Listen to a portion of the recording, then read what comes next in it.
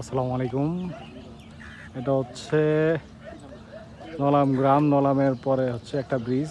এইখানে কিছু মানুষ বাস করে, রাস্তার এই পারে কিছু মানুষ বাস করে, আবার অন্য পারে কিছু মানুষ বসবাস করে।